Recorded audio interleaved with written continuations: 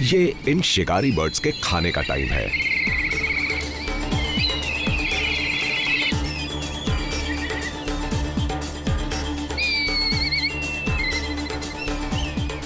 कुरैशी अपने खानदान की उस पीढ़ी का हिस्सा है जो जोधपुर के भूतपूर्व राजाओं की तरफ से दी गई इस जिम्मेदारी को निभाता चला आ रहा है।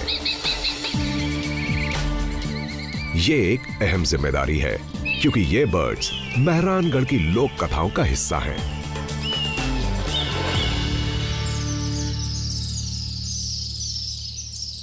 लेकिन मेहरानगढ़ में ब्लैक काइट्स के अलावा और भी बहुत सी बर्ड्स हैं।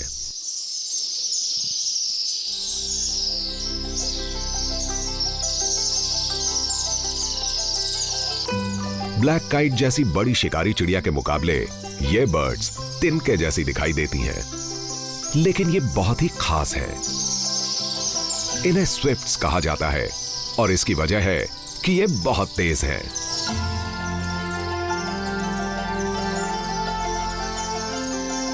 स्विफ्ट की कुछ स्पीशीज ऐसी हैं जिनके बारे में यह माना जाता है कि उनकी स्पीड 160 किलोमीटर पर आवर से भी ज्यादा होती है, यानी चीता से भी तेज। पेरेग्रीन फॉल्कन को आमतौर पर सबसे तेज चिड़िया माना जाता है और इन्हें इनकी मैक्सिमम स्पीड मिलती है डाइविंग के वक्त, जब इनकी स्पीड में ग्रेविटी भी जुड़ जाती है, जबकि स्विफ्ट्स को अपनी स्पीड मिलती है अपने विंग पावर से। ये देखने के लिए कि वो इतनी तेज कैसे उड़ती हैं, हमें इनको स्लो मोशन में देखना होगा।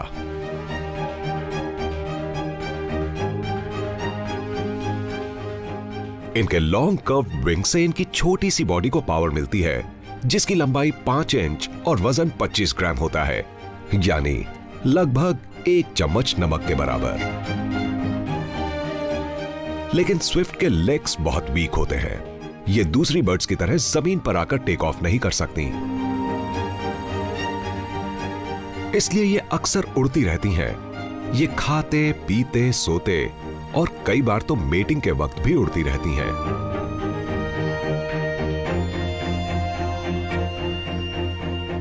वो अपने घोंसलों में जाने के लिए ही नीचे आती हैं, जो उन्होंने किले के कपोलास के अंदर बनाए होते हैं। ये घोंसले दूसरी बर्ड्स के फेदर्स को सलाइवा से जोड़कर बनाए जाते हैं। जब बर्ड को खाने की तलाश में बाहर जाना होता है तो वो घोंसले से निकलते ही फिर से उड़ने लगती है, क्योंकि स्विफ्ट के लिए अपना घोंसला तो एक टेम्परेरी एड्रेस है, उनका असली घर तो आसमान है।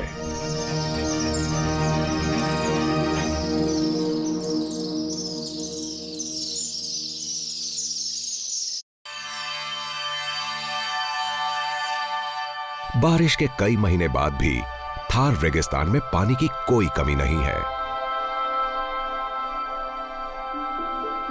और इसी वजह से एशियन कॉन्टिनेंट के तमाम मेहमान यहां आते रहते हैं। सर्दियों के मौसम में डेमोसेल क्रेन्स यहां पहुंचते ही जोर जोर से चिल्ला के अपने आने की खबर देते हैं। ये मंगोलिया और नॉर्थ ईस्ट चाइना जैसी दूर जगहों से माइग्रेट करके यहां आते हैं और कई बार 4000 किलोमीटर से भी लंबा सफर तय करते हैं। इन बर्ड्स को नेचुरल वर्ल्ड का ऐसा एथलीट कहा जा सकता है जिनमें सबसे ज्यादा सहन शक्ति होती है। ये इंडिया की तरफ आने का सीधा रूट पकड़ते हैं, चाहे इसके लिए हिमालय की कुछ सबसे ऊंची चोटियों को ही क्यों ना पार करना हो। इसके लिए इन्हें 26,000 फीट की ऊंचाई पर भी उड़ना पड़ता है, यानी माउंट एवरेस्ट से सिर्फ 3,000 फीट नीचे। इतने मुश्किल माइग्रेशन के लिए इन्हें काफी लंबे समय तक बिना कुछ खाए पिए रहना पड़ता है, यहां तक कि ये सो भी नहीं पाते। आज ये इस तालाब के किनारे जमा हुए हैं।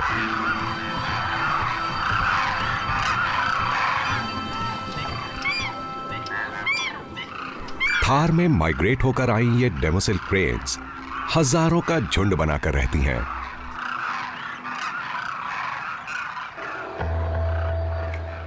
एक और विंटर माइग्रेंट स्टेप ईगल तालाब पर नजर रखे हुए है। आमतौर पर तो ये छोटी चिड़ियों का शिकार करते हैं, लेकिन इन्हें क्रेन्स पर भी अटैक करते हुए देखा गया है। लेकिन इस स्टेप ईगल का ये इरादा नहीं है।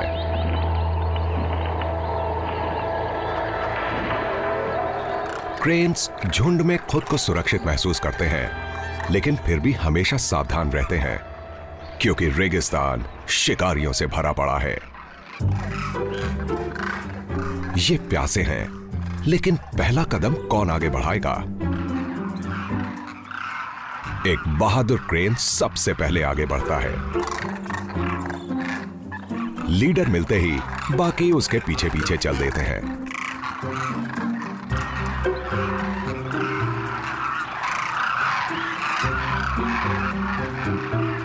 अगले कुछ महीनों के लिए ये पानी इनकी जिंदगी है। इंडिया तक आने में इन्हें काफी मुश्किल सफर तय करना पड़ा है। ये जख्मी क्रेन लंगड़ाकर किनारे तक पहुंचता है। हाई टेंशन केबल्स, शिकारियों के बुलेट्स और ट्रैप्स जैसे खतरों का सामना भी इन बर्ड्स को करना पड़ता है। ये क्रेन तो लकी था, लेकिन बहुत से नहीं होते। इन डेमोसेल क्रेन्स को यहां कूंज कहा जाता है। हिंदू लोक कथाओं में इन्हें सैकड़ों सालों तक ग्रेस और ब्यूटी का सिंबल माना गया है। लेकिन रेगिस्तान के इन वाटर होल्स पर पानी पीने का हक सिर्फ इनके पास ही नहीं है।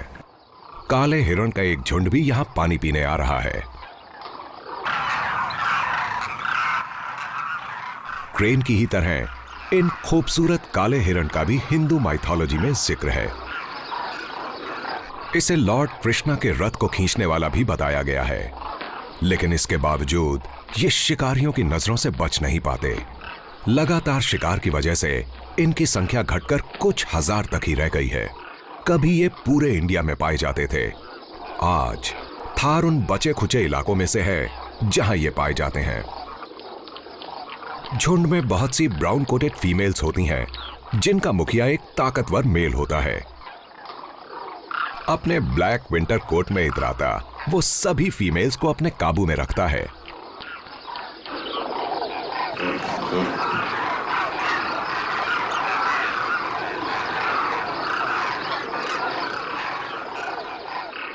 छोटे मेल्स थोड़ी दूरी बनाए रखते हैं।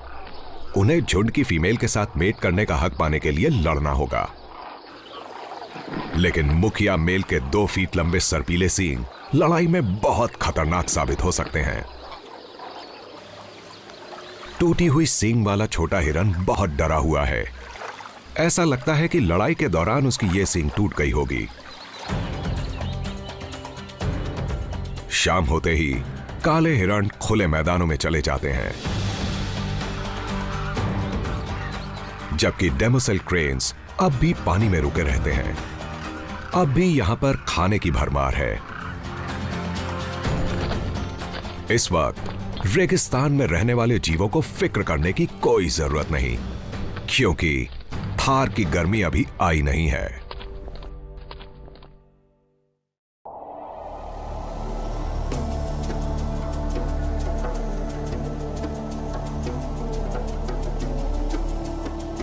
थार के रेगिस्तान में सर्दी से गर्मी का मौसम आते ज्यादा वक्त नहीं लगता।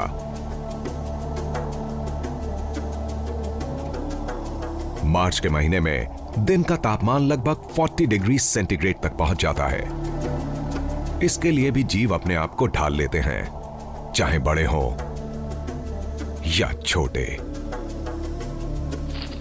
डंग बीटल रेत पर अपने निशान छोड़ते हुए जाती है।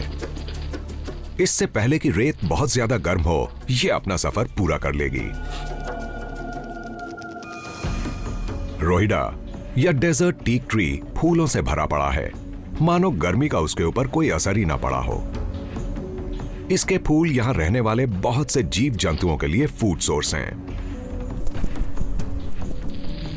दूसरे पेड़ों से भी जीवों को खाना मिलता है। करीब से देखने पर पता चलता है कि पत्तियों के बीच जिंदगी गुनगुना रही है। जहां इंसेक्ट्स होंगे, वहां शिकारी भी होंगे।